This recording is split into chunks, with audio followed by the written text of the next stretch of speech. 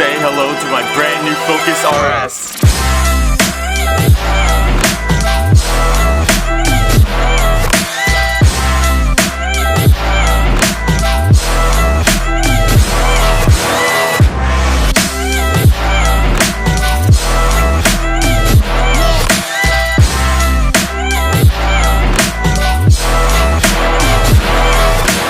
Okay, so I indeed purchased a Focus RS as my first car, and boy, I don't know where to start on everything. First of all, thank you, because this car that you'll see is pretty much a representation of everything I've gotten to on this channel and everything I've dreamed of. And I'll start out with pretty much the story of how it all happened, I guess. At the beginning of around freshman year, I'd say, that's when I first got into thinking about cars, because I know it'd be coming soon where I'd get my first car. I had no idea it'd actually be a special car. I know I'd at least have some advantage in a decent car, because I had the YouTube still back then, and that was about almost 2 years ago. And it was at the Seattle Auto Show where I was just sitting in cars and I was just trying to think about, ooh, what would be the nicest first car for this? And I sat in the Focus ST, and I remember it was so comfortable and the feeling of everything, and then it also looked great in the outside.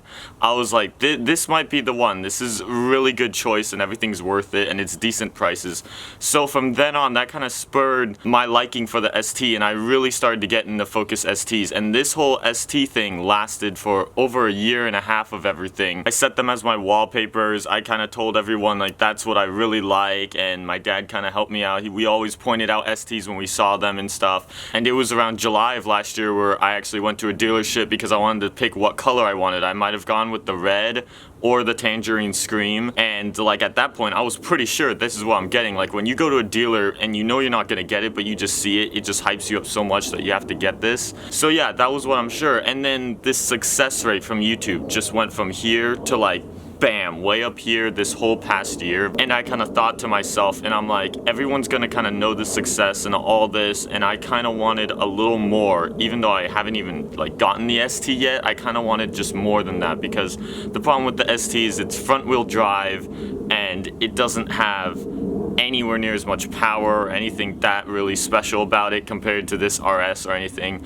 So then I started looking way more above, knowing because my budget pretty much increased with the success rate of this year. I started looking at anything from GTRs to WRX STIs and stuff, and it was more around the STI range. And then I thought about the RS. And the crazy thing about the RS is when I was getting those STs, I was set on the idea that I was going to get an ST, and I looked up there and the RS was up there, and I just thought that'd be the dream one.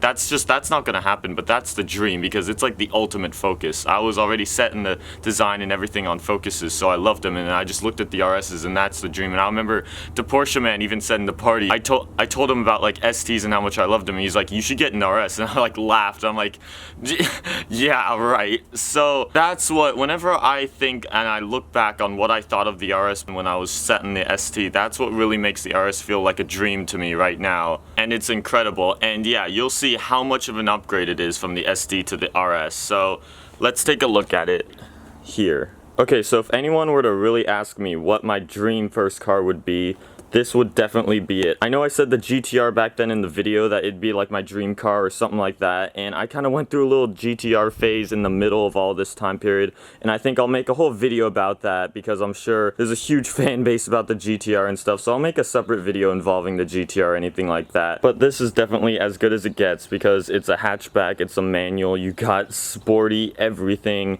Why white, you may ask? Why not the nitrous blue, which is the most popular color? Is because the nitrous blue, in my opinion, is actually a better color. You got a little sparkle in it, and it literally wows you every single time you see it in person. But it's just not for me, especially knowing that my channel is kind of based off of this red that you see right here, and it didn't really suit me. I've never been a person of blue, and it is definitely a beautiful color and I love it so much, but it's just not, it doesn't suit me. And at the same time, it can get old, whereas white, well, black is another thing too, because black, you get the stealth and it looks really great, but then black hides all these, you don't notice this as much, and the front grille and a bunch of other things in black, whereas the white really contrasts the wheel with the color.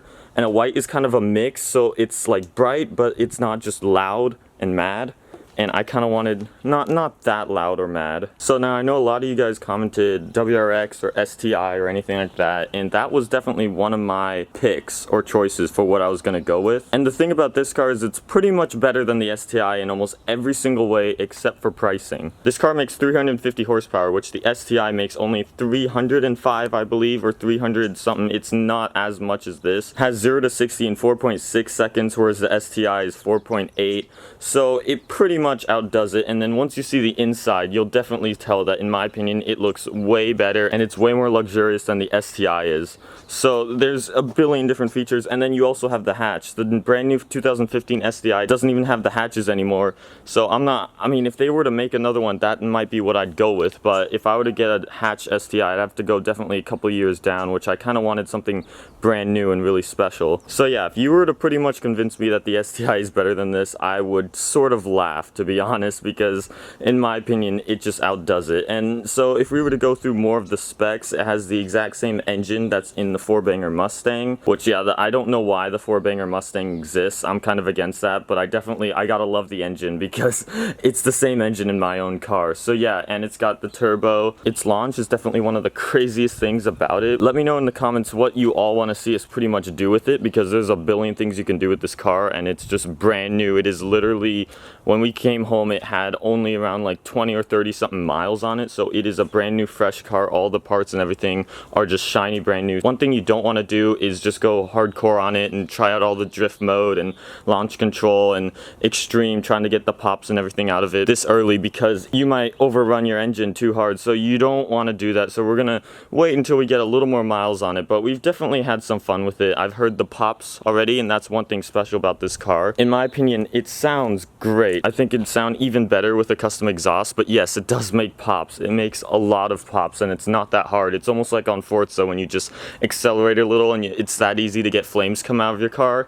It's pretty much that easy to get pops come out of this car like that. So now, if we move into the interior, and this is definitely one of the best parts in my opinion. So once you're inside, I remember watching a That Dude in Blue video, and I completely agree on this. It is literally a luxury car inside, and that's what's amazing about it. So in terms of the way I spec'd it out, it has the RS2 package, which allows for these extra leather and extremely nice seats. Along in the RS2 package, it comes with heated seats and heated steering wheel, and you have no idea how beneficial that will be in the winter time when it is freezing out in the morning and you just need heat instantly like that. I will be completely set, as well as a sunroof that you got right there, which also kind of acts as a moonroof. The one reason why I wanted it is because it really lights up the interior, and it will be definitely helpful in the summertime when it's already hot in here. I really love the way this dash and the center console is all designed, because it fits really well. And there's so much you could do with that screen too. I mean, don't even get me started. It has the Sync 3, so there's a billion different things you can try out. It's got Apple CarPlay, and it's also for Android, but pretty much what you do is you plug in your iPhone right here into the charger, and the entire screen pretty much replicates what's on your iPhone. So you see all the apps, and they're all lined up how an iPhone would be, and you could access iTunes, listen to your music, you can access messages, and you could pretty much use voice command with Siri and to just send a message back or read a message. That way you're not really texting while driving. You're just kind of talking while driving, I guess, and just sending the messages.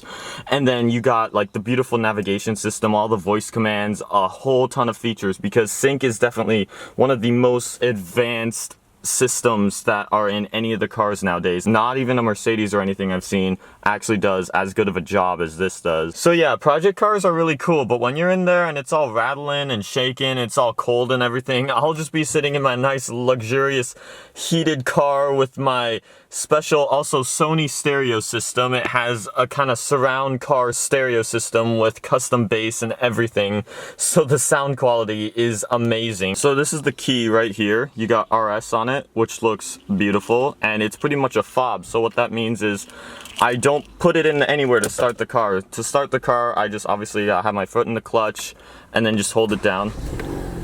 And I'm not sure if you could barely hear the hum or anything like that. And like I said, we're gonna save a couple of rev videos and stuff like that in the future, because we don't want to do too much to the car. And music is on.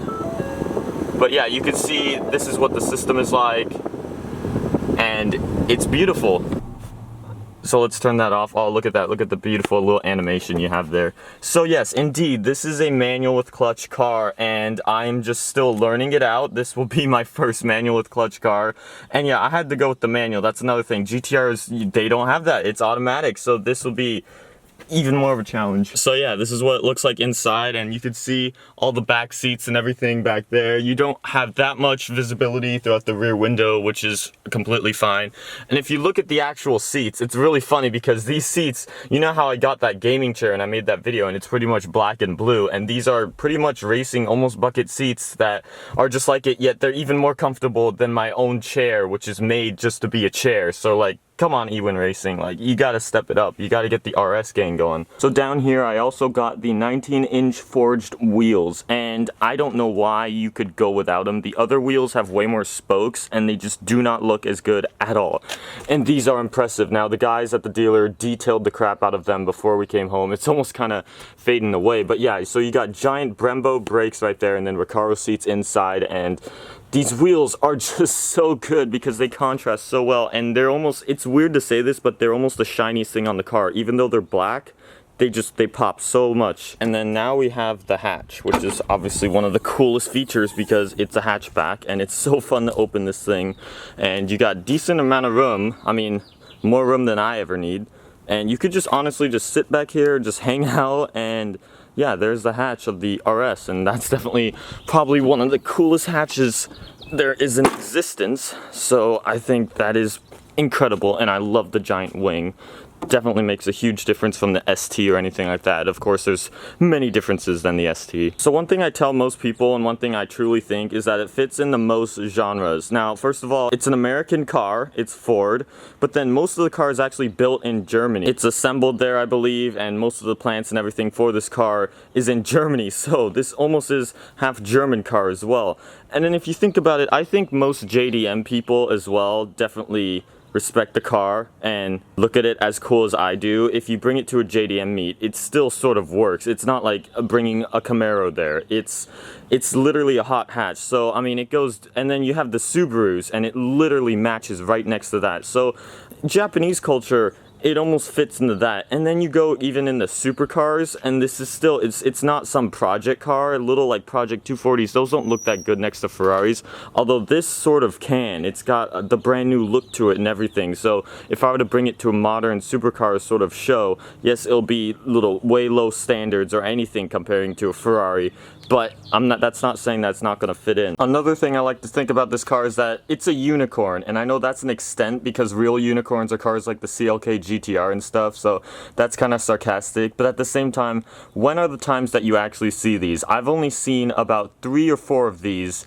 in the whole past time period when it's been out around here, and I live in a pretty like nice area. It's not like I live in the middle of nowhere, so these are rare, whereas you see STIs and stuff almost on the daily, so it is definitely special. Plus white kind of helps with the unicorn name. Now I know some people are going to be on the topic of mods because that's just the thing that most car people do, and for this it's like I pretty much bought an already modded car.